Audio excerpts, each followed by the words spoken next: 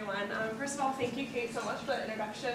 And I also want to take a second to thank Dr. Kate Simcox for being my advisor for the past year. I've been working on this since last January, and she has taught me so much. I started out doing this project having no idea what I wanted to do, and she's guided me through a lot of bumps in the road to this final culminating point. So thank you for everything you've done. I couldn't have done it without you, for sure. I also want to thank all of you for coming today. I know some of you are here for extra credit. Some of you are here for me, and some of you are here for the information I'm presenting. But I hope that everybody will leave having learned something about poverty and what we can do about it and our perceptions of it and why we perceive it that way. So to get started, I kind of want to have some participation, because that's what we comm majors do. We like to get people involved. So imagine for me for a second, we have professors and students in this room. Imagine your first week at Messiah, whether that was as a freshman, whether that was as a professor, whatever it may be. Just think about that for a second. Do I have a professor, a volunteer, who would try to describe the student experience as a first-year student coming in their first week? What would it look like? What kind of experiences would they have, emotions, what kind of transitions? Any professor can answer. It doesn't have to be perfect. Will I make any friends? Any others?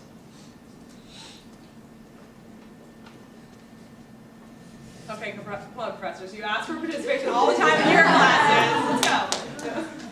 I imagine students are trying to figure out their course schedule, so they're trying to figure out where they're supposed to go during the day. I think students would be trying to figure out how is this different from high school. Anybody else? Balance of freedom and responsibilities.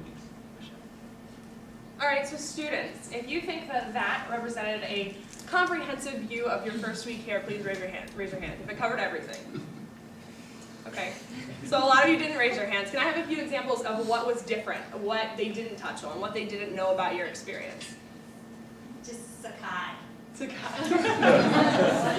We're still trying to figure it out. Definitely. Anyone else?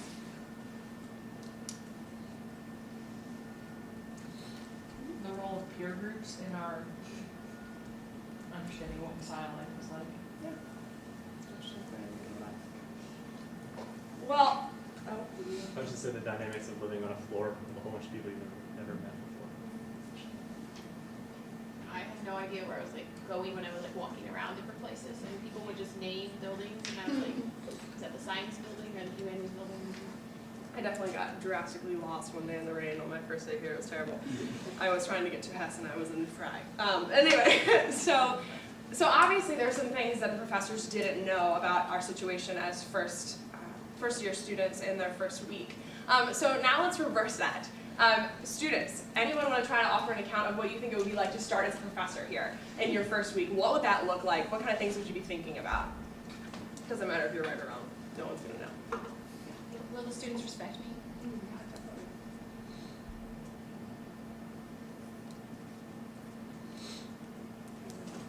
Maybe about whether or not they feel like they're ready to start teaching others. Using the technology. Okay. Again. Technology. That's the guy. Yeah, that's great. What else? Will they be liked? Balance between like teacher friend and actually teacher friend. That's so true. Okay, professors, is that a comprehensive view of how you felt when you came in? Please raise your hand if that covers everything. Good try, students. Does anyone tell me some things that they were missing? Does any professors tell me some of your feelings that you had? Oh? I remember spending a lot of time wondering if I was teaching at the right level, if students were prepared for my class, or if the things that I was saying or trying to do in the class were just obvious and they knew them already.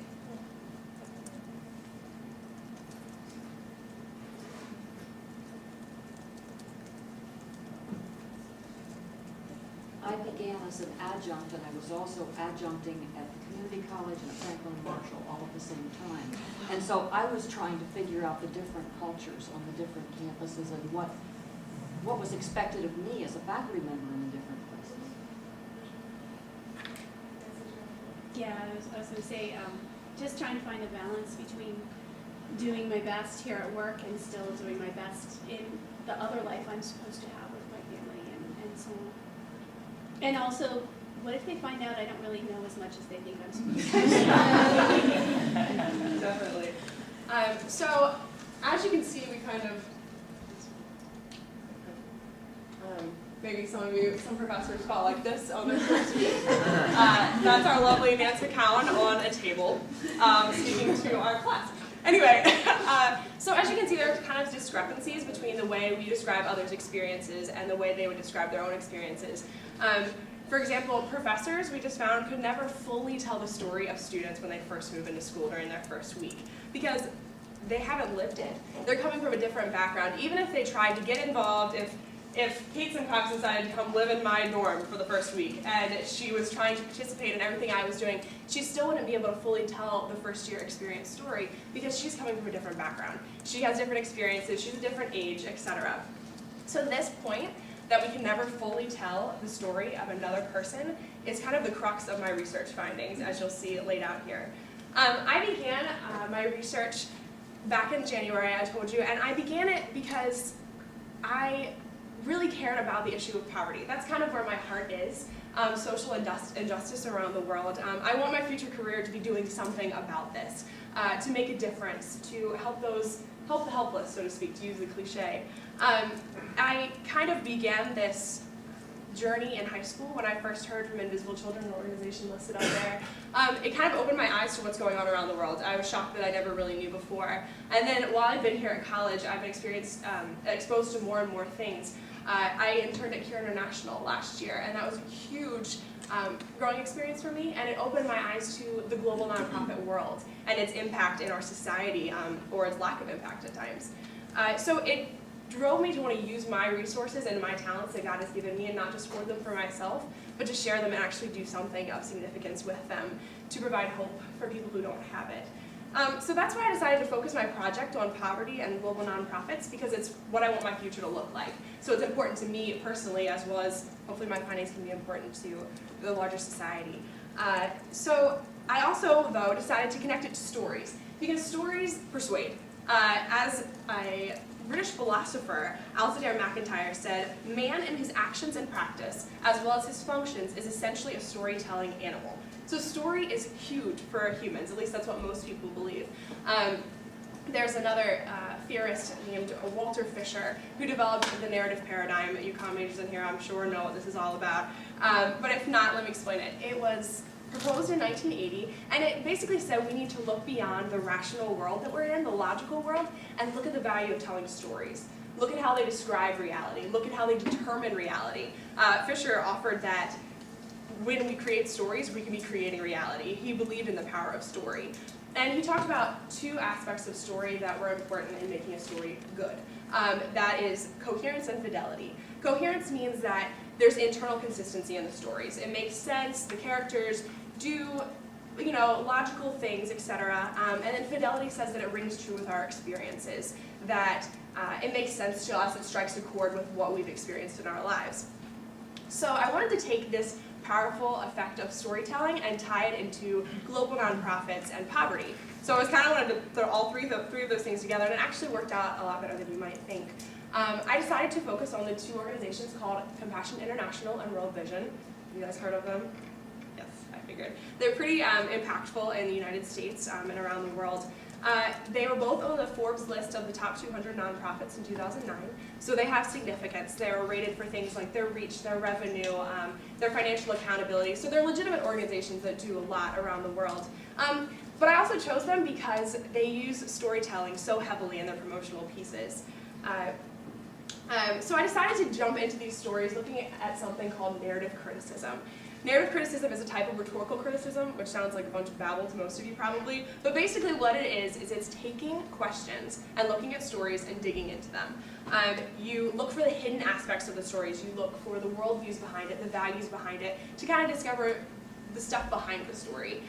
You look at the structure, the vocab, the plot, the characters, the themes, all sorts of things in the stories. So I decided to choose 25 narratives from Compassion and World Vision, 11 from World Vision and 14 from Compassion.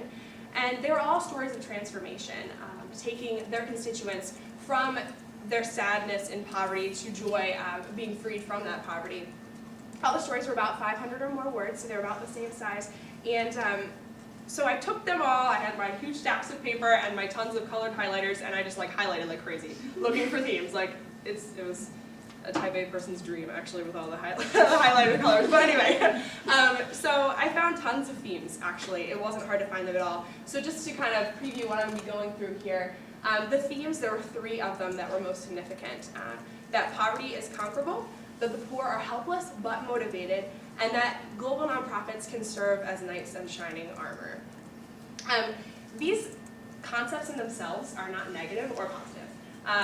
But when I dug into them and looking into them a little bit more, I saw that they can lead to things like stereotyping and generalizing, which can actually harm the poor, as we'll dig into in a little bit. So my conclusion is that we need to seek out and emphasize the marginalized voices in the world so that we can show a complete and accurate picture of poverty so that we can address it and perhaps eradicate it from the world. So just to look at the first theme I found, it has to do with the organization's view of poverty. You can see their view of poverty smattered throughout all their stories, because obviously that's what they're talking about. And to have kind of a representative story for this section, it's a story called The Toll of Poverty on Motherhood. It was written by a Compassion International employee, and it was about a woman named Glenda who lives in Ecuador. She was a single mother of 3, who in her first marriage was abandoned, and then she started another relationship and was verbally and physically abused in front of her children. So she fled. She fled the situation. She tried to get a job on the streets, but she was finally picked up by Compassion and their child survival program, who helped her bring to term the child that she was carrying at the time. And now they're checking up with her, making sure she has legitimate sources of income and things like that. So in this story and in others, they promote the idea that poverty is conquerable. And of course, we should always keep in mind that poverty is conquerable because we're working to eradicate it. We're working to get rid of it, which is totally laudable and exactly what we should be doing. But these stories portray it as kind of a simple exchange. If you do one thing, it'll fix the problem and they're good to go. They do this through a 3-part structure in a lot of the stories. They start out with a problem, they offer the solution, and then they go into the joy that is experienced afterward. So to give you an example, looking at Glenda's story, the problem is listed as this. Everything got worse. Glenda was the victim of verbal and physical mistreatment day after day. Scenes full of anguish, pain, and violence were an everyday happening, all of them witnessed by her 2 little daughters. Then they offer the solution, a little bit further on in the story. After all this determination, Glenda finally found a friend who reached out to her when she needed it most. Through Compassion-assisted Center Plenitud de Dios, connected to the Assemblies of God within her community, Glenda became acquainted with the Child Survival Program. The doors of the Child Survival Program were open, embracing her with open arms. So that's the solution that Compassion offered. And then finally, it goes into the joy and the peace that Glenda had after meeting with Compassion. Thanks to this Child Survival Program, Glenda and Mateo, her son, are now experiencing a healthy life full of peace and hope. Glenda's heart is full of gratitude as she expresses, "Thank you so much for the support I have been given, and keep helping those who need it the most. Thank you so much." There's a lot more to the story beyond that, but one thing that they're lacking is getting into the intricacies of the transformation. And all the stories that I looked at, it's that 3-part structure. Here's a problem, you fix it, and it's good to go. And that's just not the case all the time with poverty, as we'll see when we look at that a little bit later. They also don't include failures or setbacks in these stories. Granted, yes, you want to have a good image of your organization put forth, but is that the true case? Are there never failures? Are there never setbacks? And so obviously we have things that we want to conquer. So they're trying to paint the picture of what do we need to be conquering. So that's the next theme that I found. They often paint the picture, the poor as helpless but motivated. They use a lot of helpless terminology to do this, using phrases like desperate to feed her children, defenseless, powerless, harsh reality. They're using emotive language to get you to understand that these people can't help the situation they're in and that they need help from an organization like Compassion or World Vision. However, they don't just say that these people are just lying around just waiting for someone to come help them. They emphasize how they're working to get out of poverty. In almost every single story, it has examples of what they're doing. Like in this story with Glenda, it says, in the midst of her pain and uncertainty, Glenda stood up for herself and decided to flee the violence, searching for a job to support her 2 daughters and a baby on the way. She had one chance only, and she took it without hesitating, selling bottled water on the streets. This meant long, hard hours running from one place to another on the streets in the midst of heavy traffic. And then here's the key here. It says, Glenda's tenacity and perseverance were amazing. Despite her pregnancy and its challenges, she did not weaken, but instead she fought to support her family. So that's definitely something they emphasize a lot in these stories, is what the poor are doing to fix their situation. But always, without fail, they're not fixing it on their own. They need the help from an outside organization. They need the education and the resources that Compassion and World Vision have. So the next theme I found is, as they're painting pictures of the poor, they're also painting self-portraits. The story I'm going to look at here is called A Reason to Live. It's another Compassion story about a woman named Lulu who was kidnapped and raped, and then she was presented to her family as being unclean and therefore had to marry her rapist.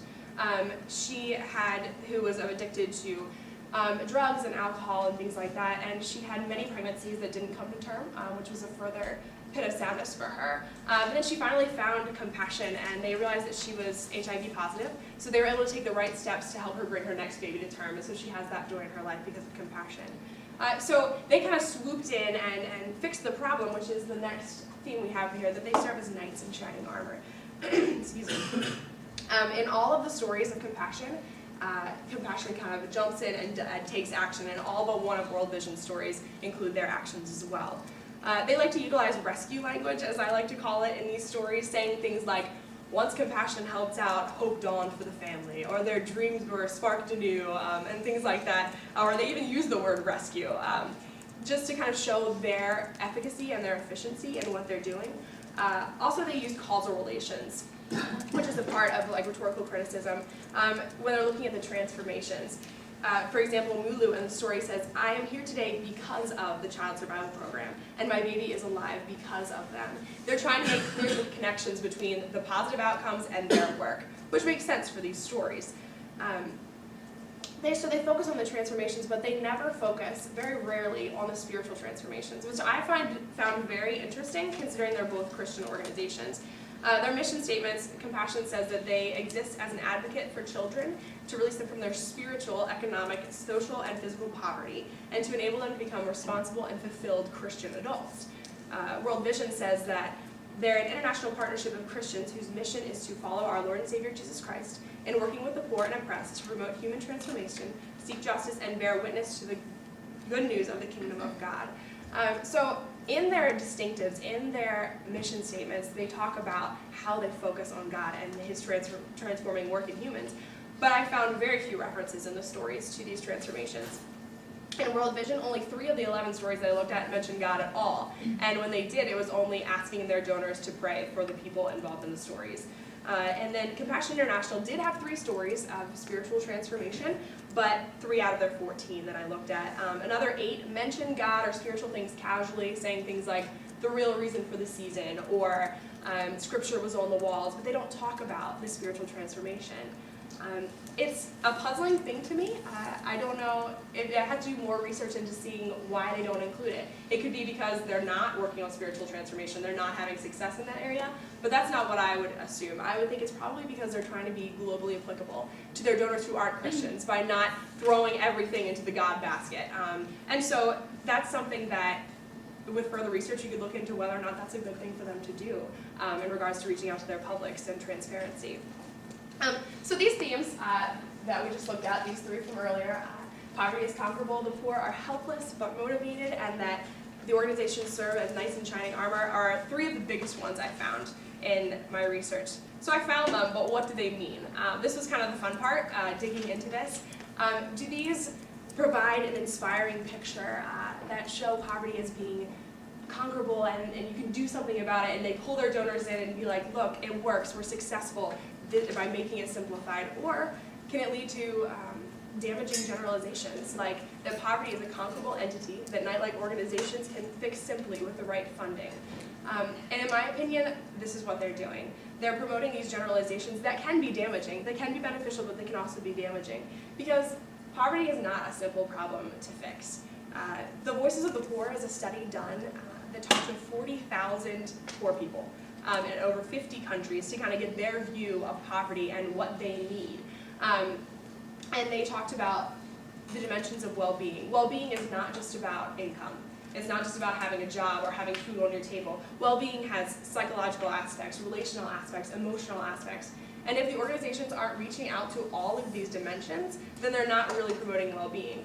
I'm not saying that they're not, most likely they are, but they're not promoting that in their stories. So to everyone who's reading it, it looks like a simple problem to fix. Also, they're not including their failures. And there definitely are failures with Compassion and World Vision. They have documents online telling people who sponsor kids, like, what do you do if your child dies, if your sponsored child dies? So obviously it happens, but they're not including it in their stories. And yes, they're trying to promote a good image, but is it damaging the public's view of the poor? And I think that in some cases it does, and we have to find the missing link, like what's going on, why is this happening? And I would argue that we are excluding the voices of the marginalized, and in this case the marginalized are the poor people. This is supported by the muted group theory, which was proposed by Charisse Kamare, She said that the dominant societal group often overshadows or distorts the voices of the marginalized. Whether this is through their language and terminology, this is one big thing. Our language, we are the dominant society. All of us in this room. So if I say we, this is what I'm referring to, and the poor are the marginalized. Our language and terminology supports our experiences. So often they can't show the lived experiences of the poor. It just is not within their capacity. And from my research, I would say that Compassion and World Vision muffle the voices of the poor. I wouldn't say that they stifle them or mute them completely, because their intentions are good. They're trying to bring the story out into the open, but they're doing it from their perspective, so they're muffling the voices. This muffling, like I said, can lead to generalizations and damaging stereotypes. So the solution, let the poor speak. Sounds simple, very complex. It's supported by the standpoint theory promoted by Julia T. Wood. This standpoint theory is a communication theory that says that if we want to best understand society, we have to look at it from the view of the marginalized, because they have a more objective standpoint. We need to look at their everyday experiences, find the meaning in them, and whether they seem meaningful to those people or not. And they're more objective because these people are forced to see through our perspective every day. They have to see through our perspective and try to communicate through it, so they see it from a different angle, a more objective angle. Also, they have no reason to defend our dominant viewpoint, so why would they be subjective in that way? They're going to be more objective. So if we're looking at letting the poor speak, we're going to be taking a new approach to the art of story. And this takes us back to Walter Fisher's narrative paradigm, the one with the fidelity and coherence. How he says, if there's fidelity and coherence in the story, then that is good enough. That's what we need to be looking for the validity of a story. And I would argue that this isn't necessarily true. If Nancy Cowan writes a story about the professor's experience and Kate Simcox reads it, it's going to have fidelity and coherence to Kate because they're in the same group.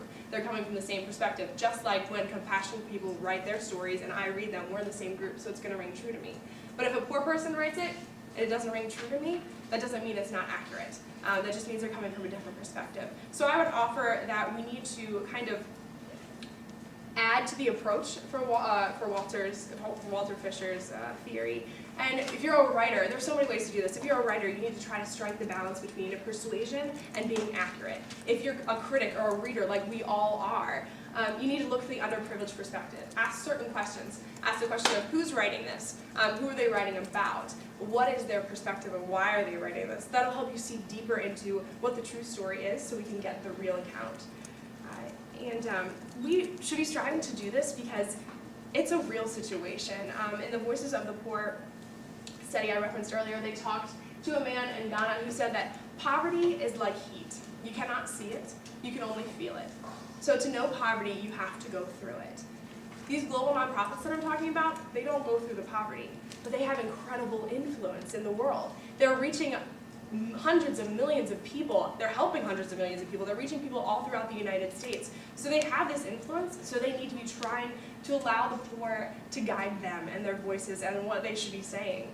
And so they need to be listening so that they can seek and emphasize the marginalized voices to portray a comprehensive account of global poverty. And this is something that we all should be doing because this could have potentially life-saving results. Just a few facts here for you. 30,000 people die every day for lack of resources. 3 billion people live on $2 a day or less. 2 billion are malnourished, and 1 billion don't even have clean drinking water, the things that run through our showers every single day. this is an urgent situation. People are dying every day because we're not reaching out in the ways that we should. And yes, we're working hard. We're doing great in some aspects of life. These nonprofits, they're wonderful. I'm not being critical of them. I'm just trying to propose a way that could bring more people into really understanding poverty and really understanding the needs of these people. We're not going to understand them until we hear from them personally. And also, that'll allow us to fulfill a personal purpose. And God calls us to love and serve others by discerning their needs. In Galatians 5:13-14, he says, or Paul says, "For dear brothers, you have been given freedom." We've been given freedom, resources, talents. Not freedom to do wrong, but freedom to love and serve each other. For the whole law can be summed up in this one command: love others as you love yourself. So in order to do this, I would propose that we get on their level, that we stop our self-focus, we close our mouths, we open our ears, and we listen to what they have to say. I know it's much easier said than done, I acknowledge that, but I think that we need to be aiming for it, or else we're never going to get there. So I hope that this presentation has kind of inspired you a little bit to, whether it's the poor or the marginalized in your life, if it's the person who sits by themselves in Lottie, or whatever it may be, reaching out to those marginalized and seeing what they have to say about their situation, giving them a chance to voice their opinion. So I hope that you are a little inspired by that today, and I thank you so much for listening to my presentation. If you all have any questions, please feel free to ask.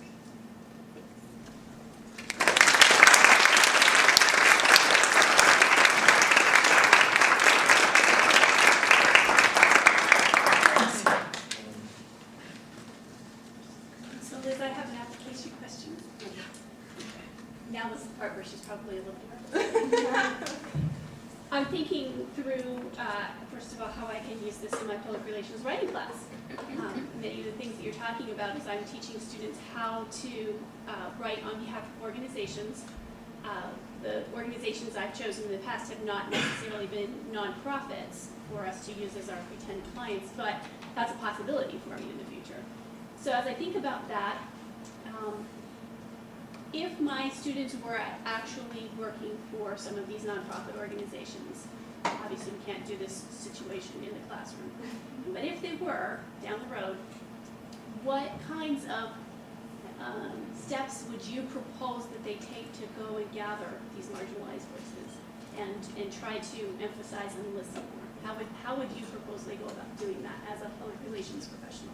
It's all about the questions you ask and who you're pursuing. I think that until I did this project, if I were in your class, well, I wasn't in your class, but if we were doing that in your class, I would have talked to, the PR people or the people working there and be like, oh, give me some stories. Just hand me some stories that you've written, whatever, that's fine. But I'm seeing that that's not sufficient. I'm seeing that taking that is I'm just gonna be promoting the generalizations as well myself. I think it's gonna be hard from an outside perspective to get to those voices. But if you're working in an organization, I think it'd be a lot easier. So if I were working in a global nonprofit one day, hopefully I would make that my mission to get to that. But for your class, it might be a little difficult to get that information. But how would you, if you were in the field working for real, not just in my class, but if you were actually there at that organization, what would you do? Would you go visit on site? Well, I think that's definitely the best way. I think that, well, number one, when you're talking about the poor, they're not going to always have a telephone or Skype or something like that you can use, but visiting people in real life, there's the nonverbals that you're going to see. Obviously you're going to hear the verbal. I think getting a feel for who people are and being relational is the way that you can best write their stories. And co-creating, I think, is also important. Because you can have just as much problem if I went to talk to Emily and she was a marginalized voice and she told me her story and then I took it and put it in my words, it caused just as many problems. I think it's an act of co-creating. I think it's harder and it's going to take longer. But I think that the results would be well worth it. Just along similar lines, can you comment about the difficulties with language barriers and getting people's stories as well? Pain for logistically trying to get interviews and then convey what they need in the context. Exactly. I think that's huge because between languages, we all know this, sometimes there are words that don't even translate, to our language. And that's what I was talking about earlier with the dominant societies. Often our language won't allow us to talk about what other people are saying. I think one organization that does this really well is Cure International, actually. they have, in the past couple of years, deployed people to individual countries. So say I were the communication specialist going to the Dominican Republic, I'm there all the time. And my sole purpose is to meet with families, to meet with people, to get their stories, to work with them in creating them, and to put them out for everyone back here to see. So yeah, logistically and money-wise, it's gonna be harder. But for me, and hopefully you can see this through my presentation, it's gonna be worth it. I think we need to know these things to be able to really address the needs, because otherwise we might be wasting our money anyway because we're not addressing the correct needs. So I think in the long run, the ROI, the return on investment, is worth it. Liz, this is so near and dear to my heart, and I'm really excited because I can see the potential for this really making a difference. I think of that wonderful quote by Lila Watson, the Aborigine woman, who said, "If you have come to help me, you are wasting your time. But if you have come because your liberation is bound up with mine, then let us begin." And I think that's key. And I think what you're suggesting that we do will inevitably put us face to face with those who are suffering. And consequently, we will begin to see how our motivation is linked with, or our liberation is linked with theirs, and then provide motivation through that. I agree, and I think talking about how looking at their perspectives can even teach us about ourselves. You hear that all the time when people talk about, like, Emily, I think one time was talking about how she went to, sorry I keep referencing individual people, but she went to, where did you volunteer? Where was it? At Paxton Ministries, and she was talking about how it had more impact on her, she feels, than it did on them. And we always say that. Anyone who's ever been in a volunteer situation, you come away with so much more than you're giving. And so I think that we will see that if we are reaching out to people and looking for their stories, because we're going to find stuff about ourselves and about our culture that we might want to change or embrace that we didn't see before. So I think you're right, it's co-creation, it's co-liberation, and I think it would be beautiful for both sides. I want to ask you a question related to the knight in shining armor aspect. Did I hear correctly from your story that the Assemblies of God was mentioned in the story, that they referred them to that church or something? It was, let me just see Okay, here. well, that's enough to know. Just the Yes. thing that I like about an organization is when they admit that they didn't do it all by themselves. Yes. I've invited a person to speak in area churches, in Brethren in Christ churches. He spoke about the influence of the Brethren in Christ, but privately to me he said, well, the Christian Missionary Alliance and the Nazarene Church were helpful in my coming to faith in Christ too, but I didn't mention that because I was in a different context. So the question that I have for you is, of the 25 stories, how many of them admitted that they weren't the sole knight in shining armor? Yeah. And how many of them were willing to say that we had lots of help? I would have to go back to get you numbers on that because I didn't look at that, but I would suppose that most of them don't, because I don't remember seeing things like that throughout them. We're actually in one of our classes with PR campaign working for Forgotten Voices International, which you may have heard of. It's based around here. And reading their stories, they're always referencing how they're working with big organizations, AIDS organizations and things like that. And I found that so interesting because it goes against sometimes promoting yourself above all others so that they donate to you alone and things like that. And it may just be the situation in the story that I found, or just these two organizations, but I think that's a very valid point, that if we're gonna really, if our concern is really fixing poverty and not about promoting ourselves, then talk about the people who help, you know, so that we can be supporting all of them. That's a good point. Now I'm gonna go back and look at all my stories and see what's in them. What to do that. Not to put you on the spot or anything. Oh, Have you ever been abroad and have you ever listened to poor people before? Like actually sat down and listened to their stories? Yeah, I would say I did go to Costa Rica on a mission trip at one point, but unfortunately it was too short to do a lot. But I do remember going to an orphanage, and that's where I found a lot of these like incredible experiences that I was like, what the heck? I don't know anything about all this, and it was shocking. But I will admit that most of my experiences have been through organizations and what they presented to me here, and I think that that's why I wanted to look at it, and I personally would love to move beyond that. Yes, Invisible Children videos are incredible, and they show you such great things, wonderful things, but I'm still seeing it through their perspective. And there's, you can't fix that. It's still going to be through the organizations overall. But I would offer that I wish I had more of that experience before this, but especially now that I've done this, I'm like, wow, But and I went to Albania too, and they weren't poor. They were people who had been suppressed by communism. So I heard about those stories, which was incredible. But And to kind of add to what you said about invisible children, I know that they focus so much on the child soldiers and getting those kids out of the rebel groups and giving them a place to live, giving them education and stuff like that. But one thing for me that kind of goes along with listening to the real stories, I actually heard a story of a man who was a child soldier, and he was talking about how all these organizations come and treat them like kids. But in reality, after going through having a gun, killing people, knowing that you have power, you're not a kid anymore, even if you're 17 years old. And for me, listening to that story from that person changed my perspective about, okay, we're going to go down there and just get them out of there. And we're going to give them an education because they should become kids because they are kids.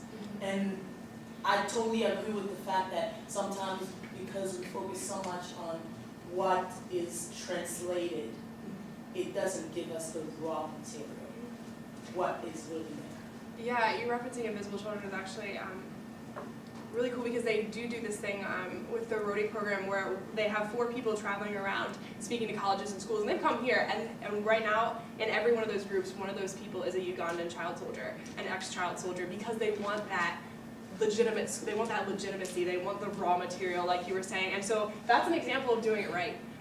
Yeah, it probably costs time and money, and it probably was a bunch of rigmarole to get them over here, or whatever it may be, but it's paying off. I know people who have met these child soldiers, and they've been forever altered by talking to them, because that's where the real story, that's where the real persuasion comes in.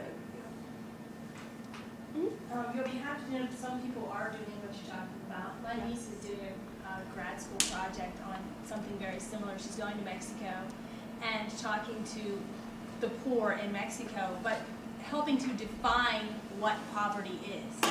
Because when our perception of poverty, we might look at someone and say that they're poor.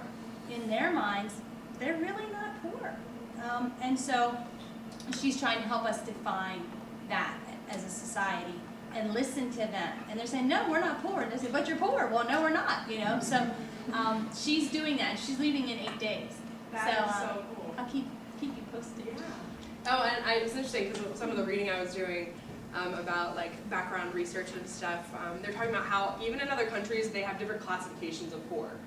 There are the temporarily poor, there are the permanently poor, there are the poorest of poor. Like they have different words for it that we don't have those things, and it doesn't translate. It translates into the poor. And so there are so many aspects. I didn't know that before I read that stuff. There's so many aspects that we miss. So that's really awesome that she's going to do that.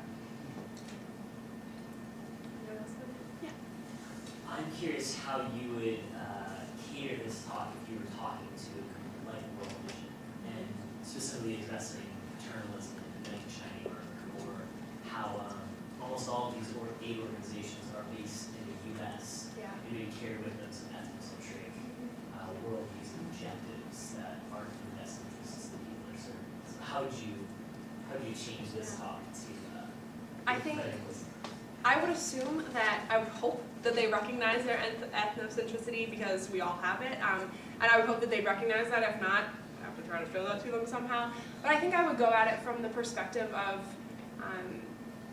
being transparent in what you're doing. I'm a public relations major, and we focus a lot on transparency and being honest about what we're doing, because that's what you owe to your publics. And so I think that it would be all about persuading them to take a different perspective, to take a different approach. And it would be hard because, like we said 5 times now, it's money, it's time. But this would definitely turn into more of a persuasive thing, and more maybe, after some research, concrete ways in which they could do it. I think this is still very theoretical, it's still very conceptual. I didn't come out and be like, oh, we need to do this, this, and this. But after more research, that could definitely be possible. But so just kind of appealing to them on the level of, are you being transparent? Is this really helping?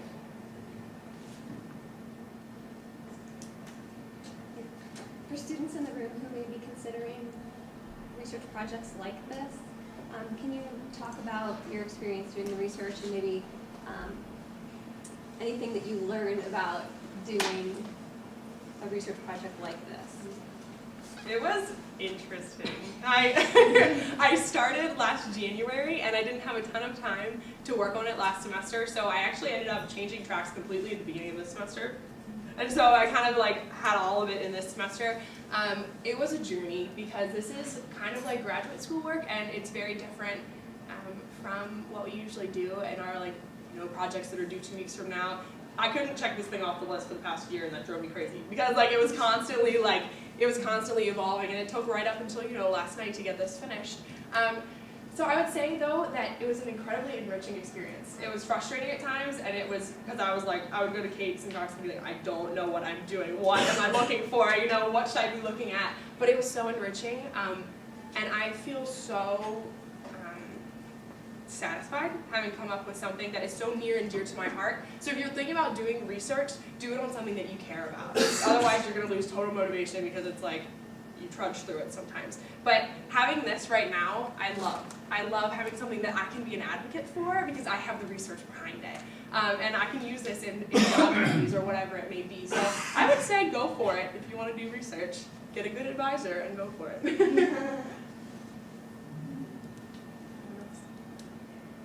What's next For me. with the project? Well, I probably, Besides checking it off your list. yeah. Because even though you're checking it off, you're not really done. No, well, that's the thing. That's right. Well, that's the cool thing though about this is that I don't want it to just be something now that I've gotten to the end of it, I don't want it to just be something I've checked off the list. I want this to influence the way I behave. I think that's the next thing for me is I graduate in a week. And so going into jobs and going into the next part of my life, I want to work in these organizations. I want to they're doing great things. I'm not denying that. I want to do this. So I think it's going to be taking the knowledge I have now and actually living it because there's always that that wall there. Do you push past it and you live it or you just know it? And it's that way in so many aspects of our life. So I think that's my next challenge is not just allocating this to my last year of Messiah, letting this be a real thing because I believe in it and I believe in the validity of it. And how can you take it beyond your future experience and the organization or organizations that you end up working for? Take it beyond that. How can you share that knowledge? Well, actually, I've sort of been haranguing Liz to submit it to a conference. Yeah. I So, wanted to hear her say that. so I'm thinking about submitting this to a conference. Thinking about? So you are, right? As long as I'm around when they need, yeah. I'd love to spread Academia is love. a little bit behind in terms of checking things off the list. So if you submit it now and you have plans for the next 6 months or so, let's say, perhaps at the end of that time would be about the time the conference might be coming around. So No, I'm not opposed to that.